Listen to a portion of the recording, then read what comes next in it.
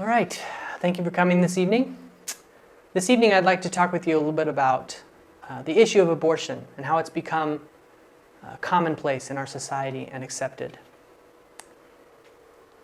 God is the giver of life. In Matthew 10:29 through 31, Jesus says that a sparrow is not even worth half a penny, and yet not one can fall to the ground without God knowing about it and caring. And God cares more about each one of us than he does about that sparrow. In our society today, we are told that abortion is common and acceptable and necessary.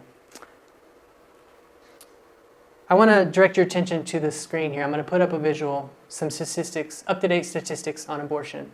And I'm just going to leave that up there for a few minutes. So, I think we all believe in this room that abortion is wrong and that it's a problem. So what are we to do about that?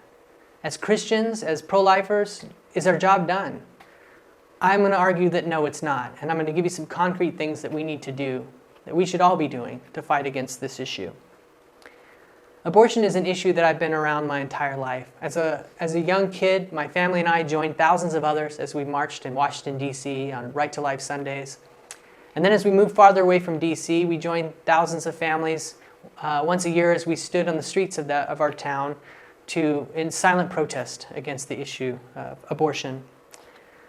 And abortion is also something that hit much closer to home for me as well. I have a cousin who twice told us that she was pregnant, only to later tell us that she had chosen to have an abortion. And this was after she had given us time to celebrate.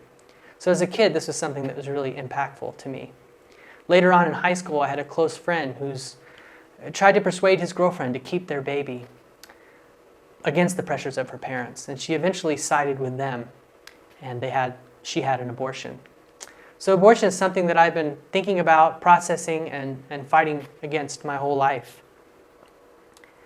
So today I want to give you some examples from current events, from social media, and from politics to just show you how, in today's culture, abortion is becoming more accepted than any time in our history.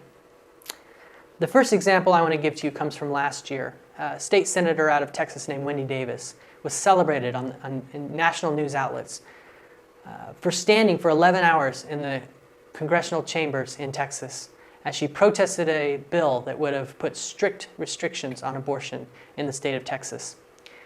Business Insider magazine called her a rising Democratic star as her Twitter followers went from 1,200 to 65,000 the next morning. And even though she hadn't yet completed her first term as a senator, she was thrust into the race for Texas governor. And these hopeful Democrats that had put her in that position were trying to regain back a position that they had lost 20 years before. So this was very important to them, and they chose her. Another way that we are dealing with this all the time is through social media. We see through social media constantly we're being told that abortion is acceptable and that it's okay and should even be celebrated. Last year, a woman posted footage of her abortion to Facebook and Vimeo and YouTube, and these videos all went viral as she said that she was doing this in support of women who had chosen, as she had, to have an abortion. The hashtag #ShoutYourAbortion was trending on Twitter just this fall as thousands took to the social media outlet to proclaim that they'd had an abortion. The website lifesitenews.com reported that a pro-abortion advocate had posted step-by-step instructions on Facebook about how to have an abortion at home, how to do it yourself. Facebook had removed this post, but then quickly reinstated it and apologized. And this is in stark contrast to Facebook's typical policy, practice of censoring pro-life posts.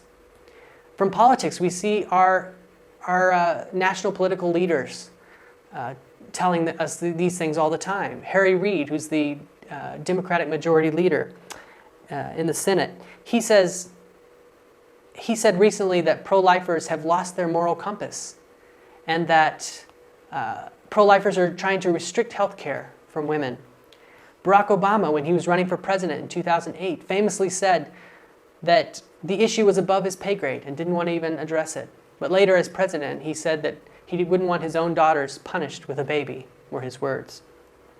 Pro-abortionists are trying to shift the narrative and tell us that pro-lifers only care about the babies until they're born. These types of statements are meant to portray themselves as being champions of life, even though they stand for abortion. In conclusion, I want to read to you a quote from Peter Seipel out of the Journal of Value Inquiry, the article entitled, Is there sufficient common ground to resolve the abortion debate? And he says, yes, there is much common ground between opponents and defenders of abortion. There's ample room for fruitful debate to take place. Every day, we are told that abortion is common, it is legal, it is necessary, it's good for all parties involved, that we as pro-lifers are in the minority and on the wrong side of the issue. We simply cannot let this stand. It is our job as Christians, our calling, to stand up for this issue and fight for these hearts and minds. In the journal Philosophy and Rhetoric, in an article entitled Proof and Persuasion in the Philosophical Debate About Abortion, Chris Capozzi concludes, one side says that the fetus has the right to life from the moment of conception, and the other side denies this. Why break the symmetry by letting the deniers win instead of the supporters? If we present our arguments in a logical, intelligent way, we can begin to shift the hearts and minds to rethink this issue and reevaluate it. I want to direct you back to the screen here and these numbers that have been ticking away as I've been talking. Just under 6 minutes now, and 437 babies have been aborted while I've been up here. This is a very important issue. Many lives are at stake, and we cannot afford to stand idly by. Thank you for listening.